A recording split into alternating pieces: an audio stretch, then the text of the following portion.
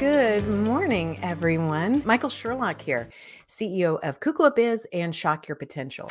We are talking about an issue that I think is really important. It's very important to me for a couple reasons. And number one, it's about sanity. But it also, if you notice kind of the theme we've had for the last couple weeks, it's all about being more effective as a remote worker. Whether that's full-time or hybrid, it doesn't really matter. It's about whether or not you're doing the things and have the space and the mindset and the, kind of the wherewithal as well as the planning to make that kind of remote work effective. Now, not everybody has to work remotely. If you're in a customer facing role like hospitality or retail sales, obviously you're not going to have the same issue. But what we are seeing as we move into a new world is that remote work, whether it's one day a week, 1 week a month, full time, is a part of our landscape moving forward. And how we operate in that environment is really, really important, not just for getting things done, but actually for the progression of our careers or businesses if we're entrepreneurs. And so today I want to tackle something that to me is very critical that we don't always take into account. And that is, what is my workspace doing to help me or hinder me in the achievement of my goals? Now, there's an ulterior motive here for me as well. So I'll just be honest. And that is that truly, if you followed last week where we were talking about being committed to your company and having respect for those that sign your paycheck, then, or if it's you yourself that, your paycheck that you're paying yourself, that you are doing everything you can to have a workspace environment that actually is conducive to achieving goals and results. Now, here's the thing. Once upon a time in a land far, far away, we actually had only a very small percentage of the population anywhere globally that worked remotely. It was very unique. In fact, many businesses really didn't care for it when people were working remotely or from home because there were these misconceptions or accurate conceptions, depending on what you were looking at, that people who worked remotely were not organized. They didn't achieve as much. They weren't as goal oriented. Maybe they were considered lazy. And, here's the thing. Some of those things were actually correct, but other ones weren't. I mean, we found that as a global society, we had to start working remotely at the beginning of that pandemic that we at that time thought was going to be, a week, maybe a month. Okay, maybe a couple months. And now we are years later saying, okay, how did this affect us? In the beginning, we managed work because we had to. Now we're saying, if we're moving forward with this, we need to be better at it. And what we know is this. We know that a huge portion of the working population is going to work remotely at least one day a week. And many businesses are going remotely much more frequently than that, especially when we have different things like variants popping up. But because we're also seeing that people are demanding this in their work environment. Now, the Great Resignation is something that's happening to many places in the world, but it's based a great deal right now on people saying, I want something different from my work environment. They are creating new avenues for our businesses to operate. But on the flip side, we have to be more committed than ever to make those work environments more conducive, more productive, and yes, have better outcomes. Why? Because at the end, if that doesn't work, if we don't deliver more, or at least what we delivered before, businesses will revert and say, we need to operate back the way we were before and make it more efficient. So we've got a little bit of an opportunity here. One other thing before I get into my top 10 tips for creating what I call a sacred workspace is to understand now that more than ever, the global opportunity for people has increased by people being able to work remotely. In other words, we are able to have people work from other parts of the world that didn't have that kind of opportunity before, to work for everything from global iconic brands as well as to, small businesses like mine all over the place. And how we operate makes a huge difference. Let's dive right into this. Let's talk about my top 10 tips for creating and maintaining a sacred home workspace. And my word sacred there is very, very critical. Okay, number one. Now, these are not in any particular order except for number one. And number one is so important. Are you ready? Are you ready? Hold on. Just pull yourself together. Number one, if you don't treat your workspace environment in your home as if it were an office in the employer's building, no one else will. Think about that. If you don't treat it as a sacred office space with as much respect as if you were going into the office building owned by your employer every single day, no one else in your life will treat it that way either. Whoa, Michael, what do you mean by that? Well, I think you know what I mean by it. But let's dive down here just a little bit deeper. So, creating a workspace that is conducive is really, really, really important because it tells yourself in your own psyche and the people around you that I'm going to get work done here.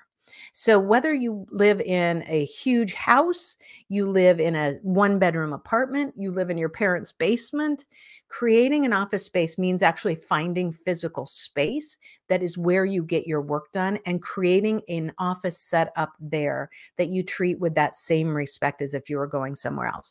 And when you do that and you set those boundaries, the people around you will respond to them and they will respond positively.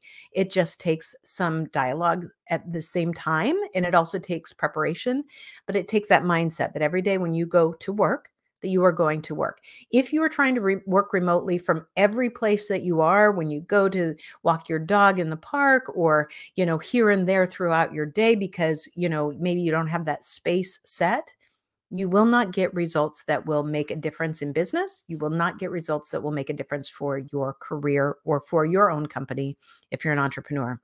So that's the critical one. Now, the rest will make a lot of sense as we go through, but I want you to think about them, each one, as we talk about them. Number one, you must have a door. Now, that might be a literal door or a figurative door. And let me tell you why. I do not have a literal door to my office. My office is in the basement of my home.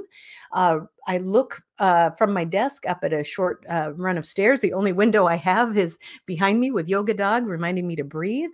So I do not have a closed door ability. Now, this never made a difference to me until my husband had to start working from home, at least partially, and from time to time, depending on what's going on with their office. But it never was a problem until there was somebody else in the space. And so then this became about something else. So let me tell you, I didn't even think about it. It wasn't something we even contemplated. But when we first started working together a couple years ago, even when he'd come down to get a cup of coffee, I'd hear him come down the stairs from the guest bedroom where he created his office, which does have a door. I'd hear him walk across my ceiling. I'd hear him getting into the refrigerator, making another cup of coffee. And if I was doing a live broadcast like this or having a client call or a Zoom call or a training session with my employee, it was distracting.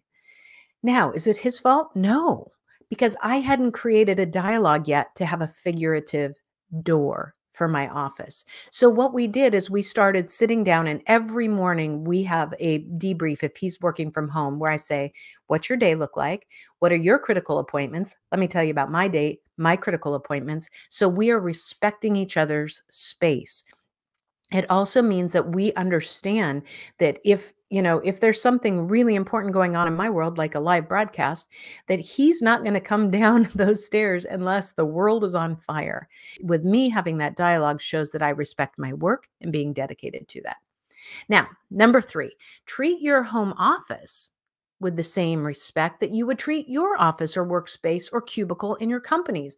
You may think that that sounds very familiar to number 1, but it's also about making sure that your actual physical space looks and feels like an office, that you value what you're doing there.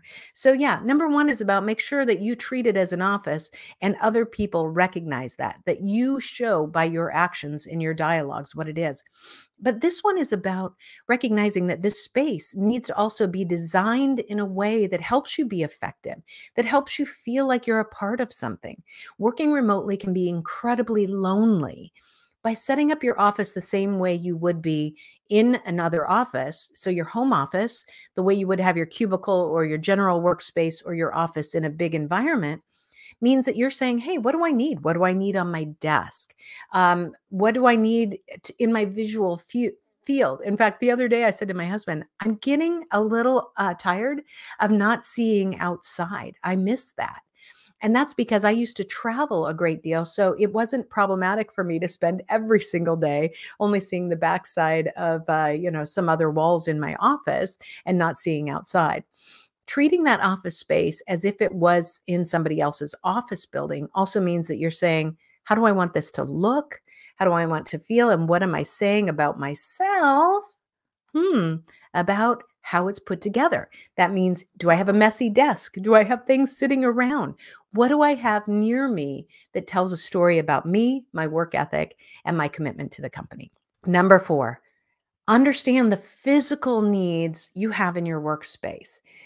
How many people, when we started long ago, ancient years ago, working from home, when people are hunched over on their dining room table, in the dining room chairs, they're trying to make their workspaces work for however long they knew they were going to have to. But physically, it was uncomfortable. I'm in a bad chair. I have a bad setup. Maybe I don't have a monitor anymore, so I'm trying to look at a very small screen on my laptop. Those things physically have an impact on our body, which impacts our mental abilities, which also impacts our output. So if you see, the better we take care of ourselves physically in our bodies, the better our outcomes and our deliveries are. One of the things that I made an investment in, and I'm going to talk about investing in just a minute in yourself, is I actually invested in a desk that rises and lowers so that sometimes when even my office chair, which is pretty comfortable for the most part, gets a little uncomfortable, I can actually stand and work from my desk. And when I present, I always raise the desk to present. You may not have that option or even want that option, but it's an example of understanding the physicality of our jobs. When we are now working sitting a great deal every day rather than getting up and going to the coffee break room, just wandering by somebody's office to say hello and to network with them or to get some feedback, we need to take care of our physical bodies in order to keep our minds sharp. So that moves to number 5. Invest in yourself, in your office space, or ask your company to do so in certain circumstances. So if you need a better chair, you need a different desk setup, you need an extra monitor. Some people need 2 or 3 monitors, especially those people who are working on, financial spreadsheets. God love you. I don't know how you do it. I would lose my mind. But I know people that need several monitors. And if those are important elements for your job and to keep your physicality healthy, then talk to your company and see what's available to you, or invest in it yourself. Because at the end of the day, those things make a difference, not only in what you can deliver for that company, but for your future. And remember, we're not just talking about what you deliver for your company. The more effective you are, the more likely you are to continue to advance your career when we are working in an environment where career advancement is going to change dramatically. When you're no longer every day being seen physically and having those in-person interactions with people, your ability to be upwardly mobile in your company is going to change. So your output is going to be more important than ever. Sometimes those investments are worth it, which goes into number 6, which is invest in yourself. So sometimes we need additional training. Maybe you need to invest in a meditation program. Maybe you want to invest in another certification program, something that's going to help you to not only excel in your career, excel in your skill set, but be another proof that you're dedicated to making sure that your future is paved the way you want it to be. Number 7. Now, this is where we take a deep breath. We take a little reminder from Yoga Dog and we say, immerse yourself in the rest of the world at least twice a day. Oh, Michael, what does that mean? Remember when at the beginning of the pandemic, long, long ago, we used to take a lot of walks, try and go out and take breaks. Now we're back into a grind. We're back to working harder. We're saying, hey, this is not going to end tomorrow. This is going to be my life. So we've forgotten some of the important factors, like let's stop and take a break at 10 a.m. and 2 p.m., for instance. And during that time, let's take a nourishing healthy snack for our bodies. And let's take a look outside the window, or let's take a single walk around the block that may take 5 minutes, but will have immense payoff in terms of your mental health.